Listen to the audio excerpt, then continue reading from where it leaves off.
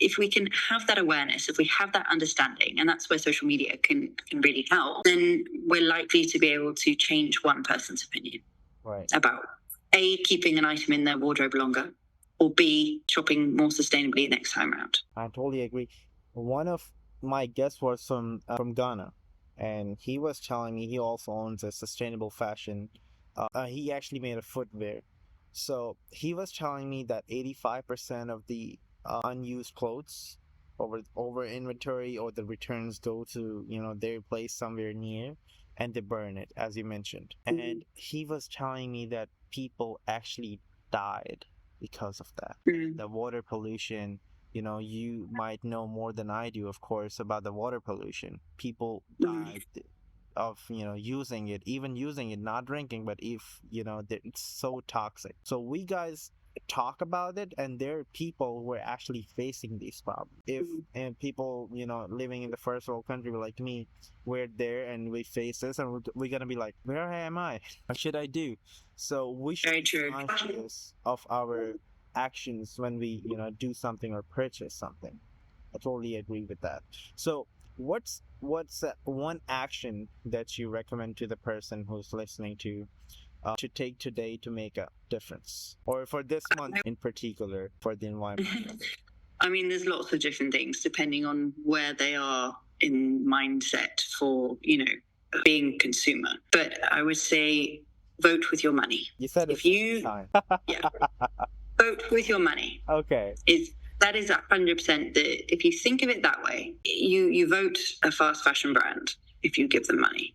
It's like, think of them instead of the names of the brands, and think of them as the politicians you don't like, or whatever it is. And if you give them money, you're voting for them to succeed.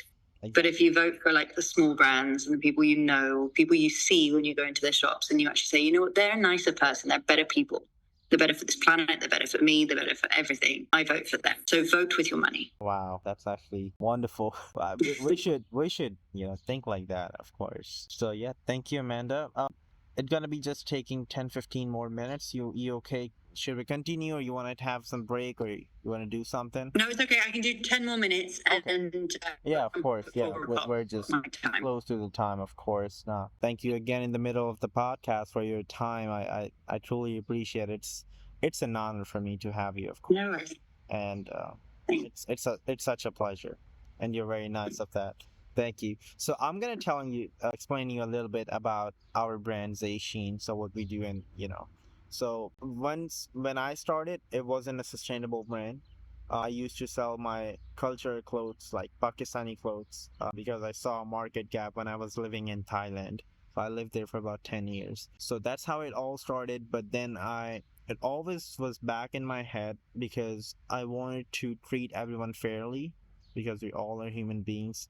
You would not like if someone treat you, not fair. So I just wanted to be the same with everyone. So, but I learned more about this, how it works, or what is the thing, and then I got to know about ethical production, or the ethical fashion, and then I went to the sustainable fashion and all that, and I said, this is the way. This is the way to, continue or to work on this. So that's how. So our Zesheen mission is to be sustainable and ethical for both people and the planet. So that's our main goal. And of course, as I mentioned before, do not buy from us. I don't recommend, but if you need something, go for the eco-conscious brands. So vote for your money. Exactly, that's the thing. So what is your perspective about, Zesheen mission, or the thing that we're doing? And also, we're 100% biodegradable delivery brand too. Whatever we use, it's also biodegradable, recycled with paper, or even our mailer bag are the recycled paper. So I believe it's actually so cool. So what are your thoughts on that? Yeah, I think it's really great to hear that you're putting sustainability at the forefront of your rebrand. Right. And it's important to understand obviously where you come from, and the background that you've got, and that's what makes it actually more impressive, because it's not something culturally speaking that is important, perhaps in the countries that you mentioned before. So every little helps, and if you can create more, I would say, interest in this area in particular, culturally speaking, but also within your community. That's awesome. That's really, really, really impressive. Thank you so much for that. Any advice you would like to give, or say something conscious we should be focusing on? I think you're doing a great job on social for sharing a lot of social sustainable content. So driving awareness, building awareness is really good. Obviously, hosting a podcast and getting people to talk about sustainability and why it's important to them. I would say the only other thing we can do is to take that empowerment and actually help change the mindset within local communities. So is there an opportunity for your local neighborhood or community to actually get involved themselves? Is there a way to actually bring profit to those within your community at home by bringing the manufacturing closer to home, or doing perhaps sewing circles or upcycling circles, taking the clothes or the surplus material and actually doing something that helps the local community there? Is there a chance that, if you're being able to offer like 1% for the planet, or help your local marine conservation society with each sale, or organizing something that actually drives, awareness about the fashion industry, or the saving the oceans or saving the planet, like offering free screenings of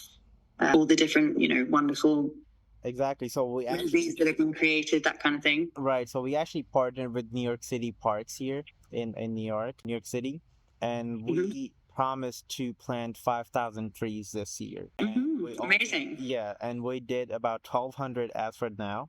And we're just waiting for the weather to get better, so we could get in the rhythm and do more for the environment here in New York City, because I'm in Long Island. It's right next to New York City. It's a lot greener than the New York City, because they have a lot of the construction over there every time whenever you go. So they don't have much places, but they made some beautiful places over there. They have the big parks and all that, and people volunteer actually. So I'm very happy to see them whenever I go and try to communicate and ask why they're here. Some people say they're just here to fun, or with some friend bring them, or whatever is that. But as long they're doing something special for the planet, so I think that's good. Great. So exactly.